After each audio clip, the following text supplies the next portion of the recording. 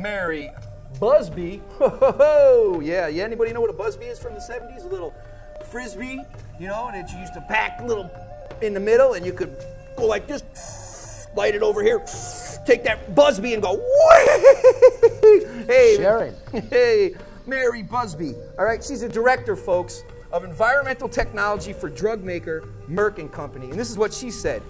There's no doubt about it. Pharmaceuticals are being detected in the environment, and there's a genuine concern that these compounds in small concentrations that they're at could be causing impacts on human health and aquatic organisms. Well, Buzzy. Georgia Guidestones. Georgia Guidestones, Buzzy, you ain't kidding, man. People, if you haven't checked out the Georgia Guidestones, tell them, Buzz. Tell them all about it. Alberton, Georgia, the granite capital of the world. They produce more tombstones than any other place in the world. In, I think it was 1976, an anonymous person later was connected to the Rosicrucian organization movement. Sir. Paid to have 4 monoliths engraved on all 8 sides, placed in a cross with a capstone, very reminiscent to Stonehenge, and carved in there in 8 different languages. English is one of them, African, Chinese, Hebrew, German, and Russian. Maybe not German. Anyways, English is the most important one because that's the code we work on. Creed number 1, maintain humanity under 500 million in perpetual harmony with nature. Oh, come on, you're full of crap. It's on public property too. We used to do Check the it radio out. It's show. right here, folks. Here's a picture of it right here. And there was a campaign to get it removed off of public property. I don't know if they ever did or not. No, that's right. But you know, we got to get rid of that Alabama courthouse commandment that says don't kill, don't murder. Oh, yeah. This first creed says, you know, reduce the population 95%. Like you were saying earlier, you know, you got God's laws. How many God's laws are there? 600 and something? The Old Testament, Old 647. Testament. And how many laws? Oh, my God. How many laws man got? 6+ million. You want to live under man's law?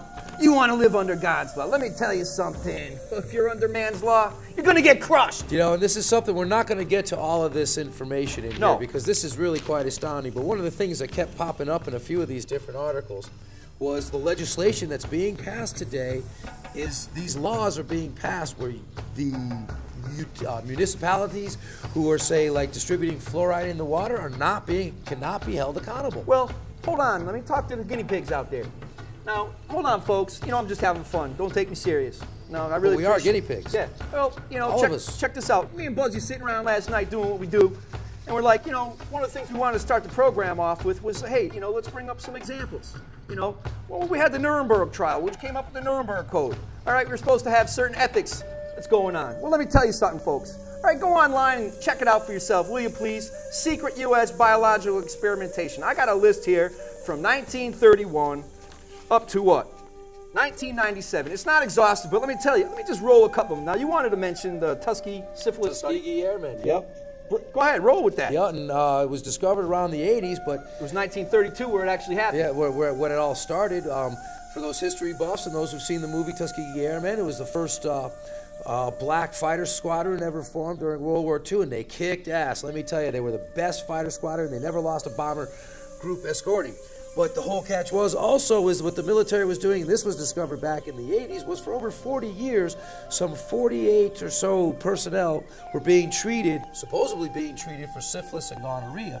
But what they were actually doing was studying the long-term effects of these diseases, trying different treatments to see what they would do. Human guinea pigs! That's right. And what else did we do in the 50s? Atomic bomb radiation. Well, don't get way ahead of me. Wait, don't get way ahead of me, brother. But yeah, guess what? There was...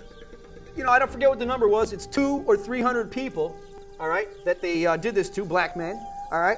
And they all subsequently died of syphilis. Rotten, dirty bastards. Let me tell you something. Like I said, folks, this goes on and on. All right, in 1940, I thought this was kind of interesting. 400 prisoners in Chicago are infected with malaria in order to study the effects of new and experimental drugs to combat the disease. Now, check this out. The Nazi doctors later on trial in Nuremberg cited this American study to defend their own actions during the Holocaust. All right, now here's one. You're going to check this out. In 1945, all right? Program F. It's the next subject on our docket here, all right? Program F, implemented in the U.S. Atomic Energy Commission. That's the AEC, folks, all right? And this is the most extensive U.S. study of the health effects of fluoride, all right, which was the key chemical component in the atomic bomb. Remember that, production. One of the most toxic chemicals known to man, fluoride, it is found, causes marked adverse effects to the central nervous system, but much of the information is squelched in the name of national security because of fear that lawsuits would undermine full-scale production of atomic bombs. All right, and then of course we talked about MK Ultra. 1947, the CIA begins the study of LSD as a potential weapon, and then they started giving it to people. You know, Frank Olson being one, he supposedly jumped out of a window, whether that happened or not. But anyway, that's something. Go online, check out MK Ultra. Please do it for yourself and educate yourself, please. Yeah, we talk about, you brought up Nuremberg. There's a perfect example, you know, Operation Paperclip. The real criminals were not put on trial. Right. Joseph Mengele, he did all kinds of dehumanizing experiments on people in the concentration camps. He would infect one, he would take twins, mostly children, infect one with a disease. When that subject died, they would take the other twin and execute them to do a comparative autopsy study.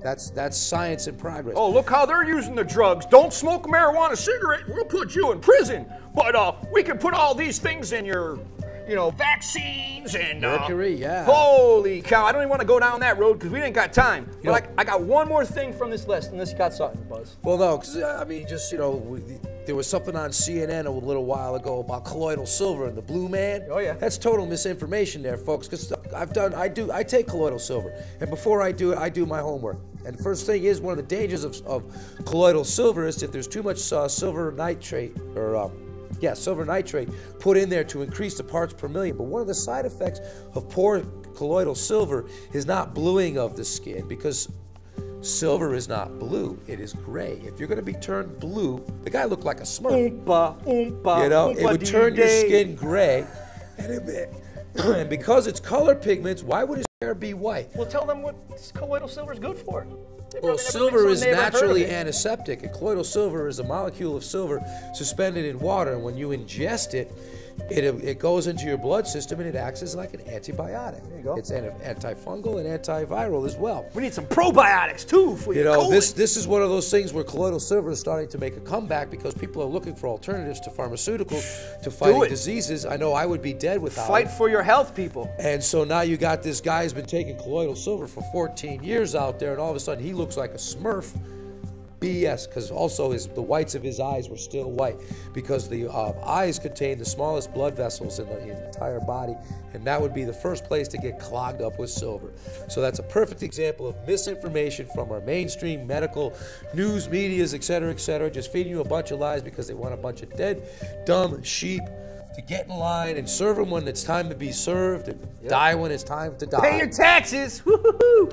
Hey, Buzz, let me roll this one by you, all right?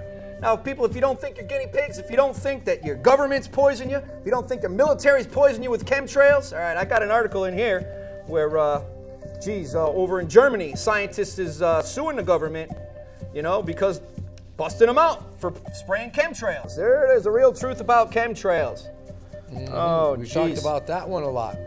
Well, let me just cut back to this before I lose what I'm doing here, folks. I want to keep you on edge here. All right, in 1969, if you don't think you're a guinea pig yet, all right, Dr. Robert McMahon, all right, let me get it right here. Mr. McMahon of the Department of Defense, he requested from Congress $10 million to develop, now check this out, Buzz, $10 million to develop within 5 to 10 years a synthetic biological agent which no natural immunity exists. Okay, now, in 1978, experimental hepatitis B vaccine trials, okay? Conducted by the CDC, that's something control center. Center for Disease Yes, Control. thank you. All right, this began in New York, Los Angeles, and San Francisco. All right, ads for research subjects specifically asked for promiscuous homosexual men. In 1981, guess what there, Buzzy Zipwhack, my friend? First case of AIDS are confirmed in homosexual men in New York, Los Angeles, and San Francisco. Triggered speculation. Speculation. Speculation, nothing. AIDS was developed by our government in the early 60s in Fort Dix, New Jersey. Thank you very much, Buzz. Plain and simple. The Food for thought. documentation is right out there in your face. All right, now, Buzz, let's roll with this, all right? This is one of your subjects, all right? Now, folks, all right, what's the fluoride doing in the water? What's the fluoride doing in the water? What is the fluoride doing on the water? All right, let's check this out. I'll start off here, Buzz, Georgia with this Guidestones. Georgia Guidestones. Population reduction.